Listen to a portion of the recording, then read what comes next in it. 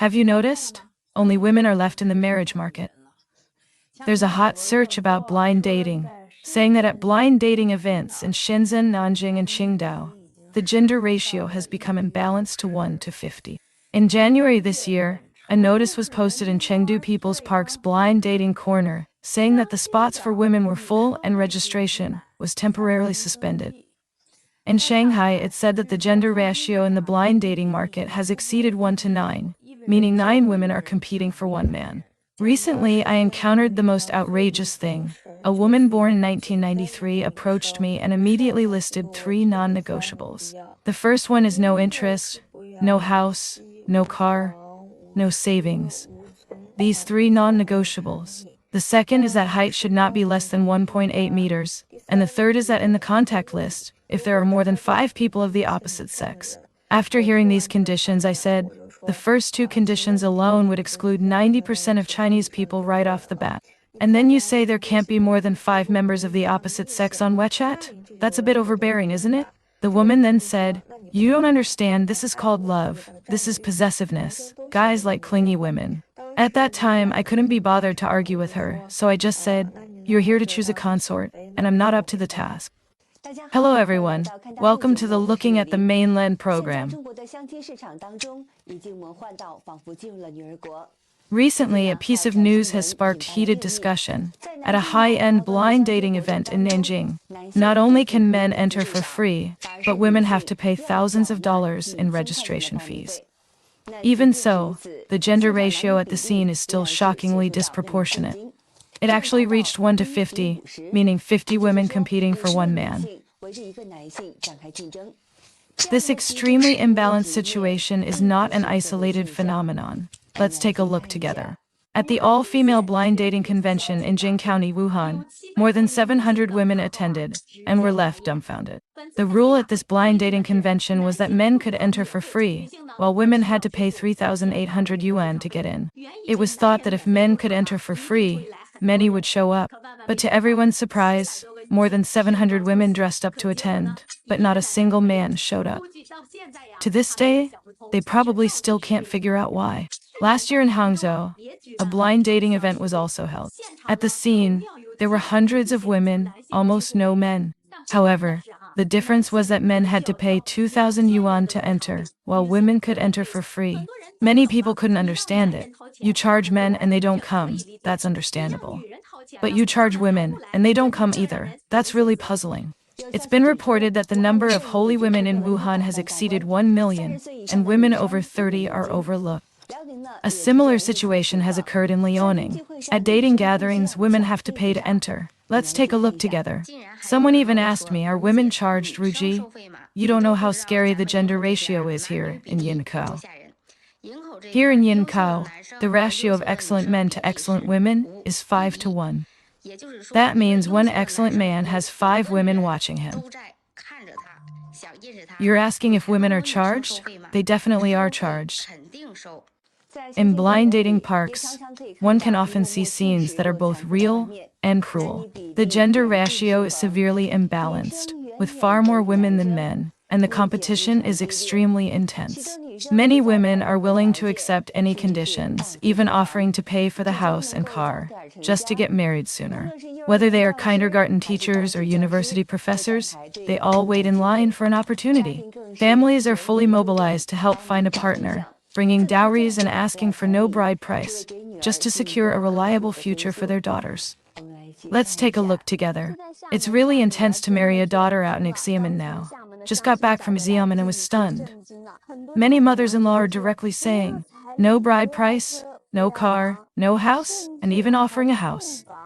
These women are mostly between 28 and 35 years old, with high education and good jobs, very capable. Ironically, because they're too excellent, it's harder to find a partner. If you have a stable income in Xiamen, around 8,000 a month, and genuinely want to get married, you really might be able to marry such a woman. At the blind dating corner in Fuyang City's Riverside Park, there are a lot of holy women. Women aged between 22 and 28 are very popular. Women over 35 with a car and a house are holy women who are completely ignored. There are more women than men. Many holy women have become realistic. Some even waive the bride price and offer a car and house. All they want is a man who can lead a steady life. So why is there an excess of women in blind dating circles? Analysts believe that behind all this are cruel double standards and psychological gaps. Unlike women, men know when they're poor and won't enter the commercial market. One reason is that it's a waste of money. Earning money isn't easy to begin with. The second reason is that it's too damaging to self-confidence. After several rejections, one's morale can crumble. They won't go to the blind dating market again, and gradually there are more women than men. The current state of blind dating is such that, under equal conditions, ordinary women look down on ordinary men. A woman earning 3,000 yuan a month theoretically can pair with a man earning 3,500 yuan. But in reality, just look at places like the Kingdom of Dating, and you'll understand. Many women with a monthly salary of 3,000 want to find men with a monthly salary of 20,000, but truly high-quality men won't even appear in such places.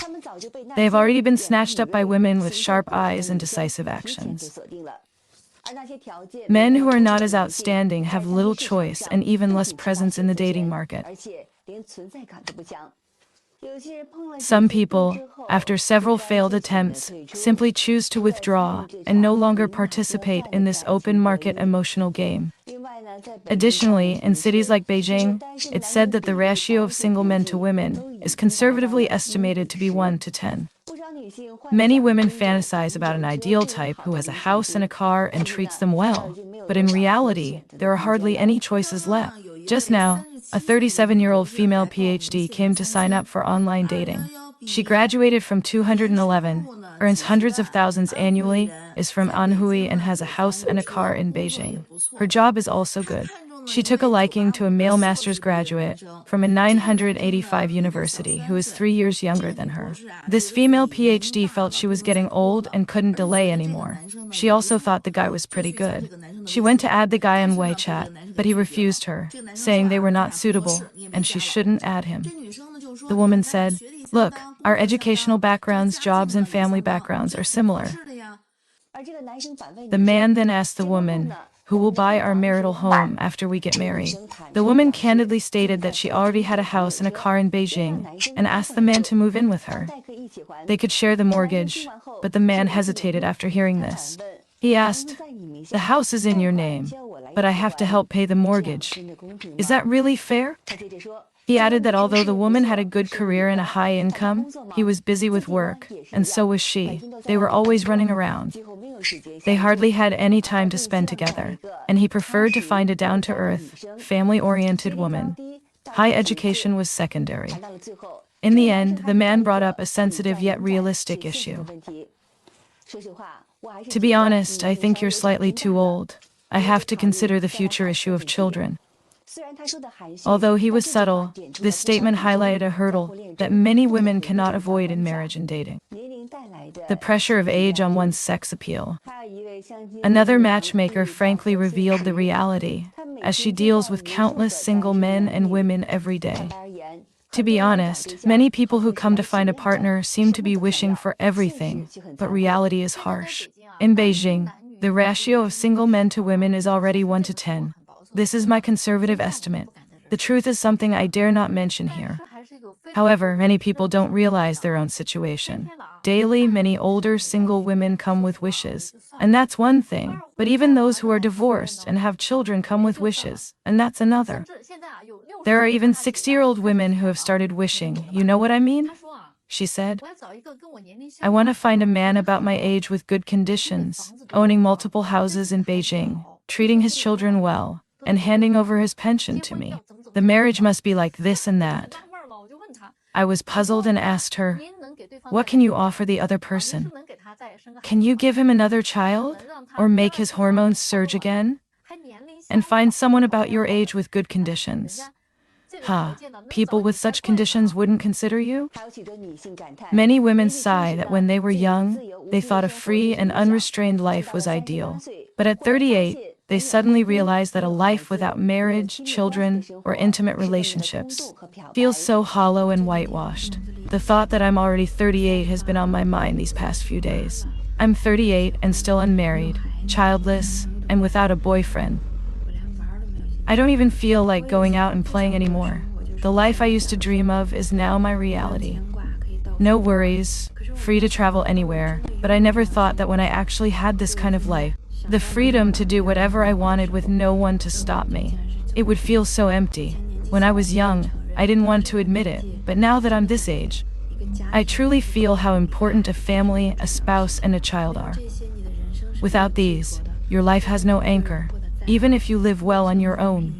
It's like poverty alleviation without a team. If you get sick, there's no one to bring you a glass of water, no one to call an ambulance for you, or even notice that you've collapsed on the ground. I really don't know what to do with the rest of my life, how to spend the next few decades. Some sharper voices directly point out that the term high-quality saint itself is a false proposition. A high-quality saint is a false proposition. There are no high-quality saints. Truly high-quality women cannot be saints. Men clearly distinguish between women who are beautiful and those who are good for daily life. Women love yoga, barbecuing, baking, traveling, and horseback riding. But to men, it all means one thing. They love spending money. No matter how much money you have, you won't spend it on men. No matter how many houses you own, you won't share them with men. And no matter how much debt you have, you still expect men to pay it off for you. Therefore, a woman's assets are not an advantage to men. Rather, being older is the biggest disadvantage. There are also Suzhou netizens who directly expose the entire journey of all the high-quality women of dazzling.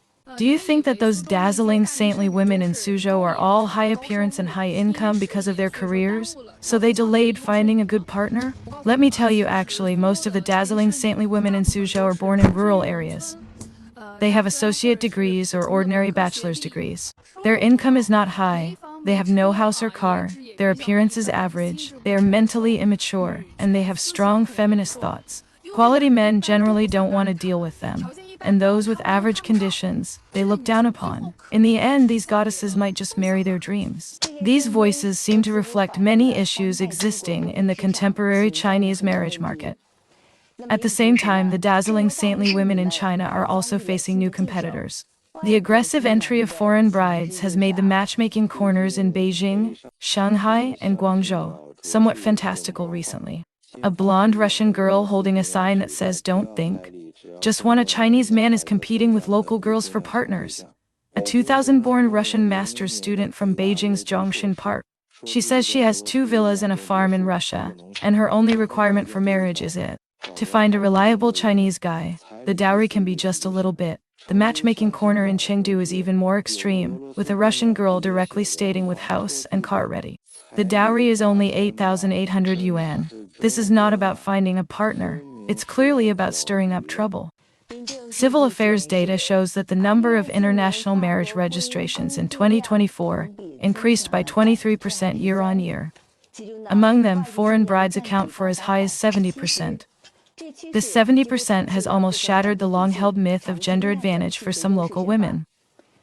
Additionally, netizens pointed out that local girls often need to empty 6 wallets, taking on a down payment, plus a dowry of several hundred thousand, while foreign brides not only come without a dowry, but also bring their own property and assets. It's like skipping the struggle stage and taking a 20-year shortcut. It may sound harsh, but this is the most realistic psychological account book of many men at the matchmaking corners nowadays. Who wouldn't be tempted? Of course, international marriages are still a niche choice.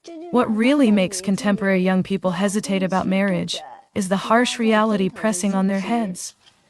The housing prices in first-tier cities start at 5 to 6 million yuan. The high investment required from a child's birth to education, coupled with high pressure at work, leaves no time or energy for love.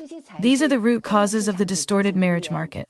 Data from the Ministry of Civil Affairs shows that in 2024, the number of marriages nationwide dropped to only 6.106 million couples. The number of marriages over 10 years has directly halved, and the birth rate has fallen below 10 million for 3 consecutive years. Behind this is what? It's the high housing prices that are suffocating young people, and the pressure from passionate marriage officials that makes them want to escape. What's even more heartbreaking is that the older saintly women are going further down the road of being hyped to death by capital. How many marketing accounts are constantly filling them with motivational stories saying that women should marry someone who can support them, resulting in many women ignoring their own monthly income and treating a dowry of hundreds of thousands and a fully paid house as the standard. The blogger also pointed out that in some domestic matchmaking agencies, the opening question for girls is to check the background. Is the house fully paid for? What's the monthly salary? Is the dowry ready? It's like interviewing for a high-paying job. What's even more embarrassing is that many girls, with a monthly salary of only 5,000, yet ask the man to earn 50,000 a year, providing emotional value without any rest throughout the year. This is not finding a partner, it's finding a nanny and a housekeeper combined. Well, that's all for today's chat. Please remember to like, subscribe, comment, and share with your friends. Thank you for your support. I'm Mei Ling, and we'll see you in the next program.